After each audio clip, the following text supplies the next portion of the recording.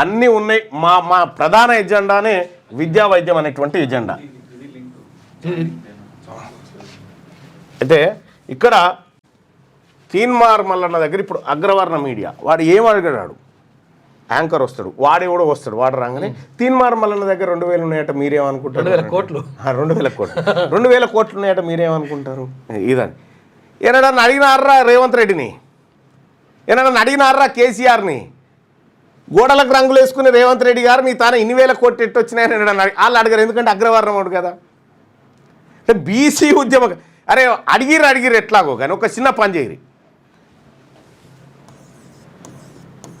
2000 కోట్లు అంటారు, ఇంకొక సున్ననన్న పెట్టుర్రా, ఇంకొక సున్ననన్న పెట్టుర్రా, తమా విద్యతో ఇంకొక సున్న యాడ్ చేయరు ఎట్లనే చేసి.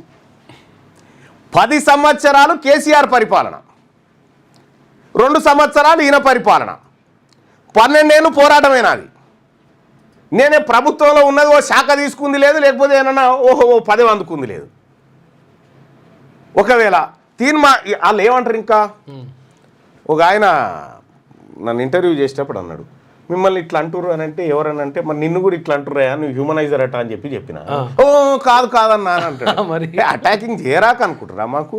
నేను ఇంటర్వ్యూలు ఇవ్వదలుచుకుని ఎవరికి ఇస్తా, ఓన్లీ అగ్రవర్ణ జర్నలిస్టులకే ఇస్తా. వాళ్ళు ఏమడుతారో అడుగురి, అగ్రవర్ణ జర్నలిస్టులకే ఇస్తా, కాసుకోరిగా తయారుగుండురి. ఇక్కడ కేసీఆర్ ఇటు రేవంత్ రెడ్డి,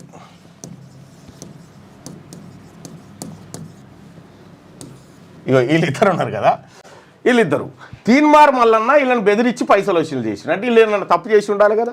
తప్పు చేయకపోతే ఎందుకు ఇస్తారు, ఎవరు పడితే వాళ్ళు ఇస్తారా పైసలు. 10 ఏళ్ళ నుండి ఈయన ఒక్క ఎంట్రీకిట చూపెట్టింది లేదు, ఈయన 2 ఏళ్ళ.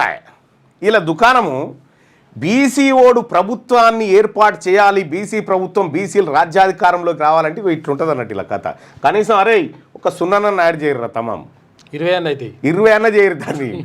తమాం 2000 కోట్లు అంటే ఇజ్జత్ తక్కువ అవుతుంది, మినిమం 20 చేయాలి దాన్ని, ఖర్చులకు కావాలి.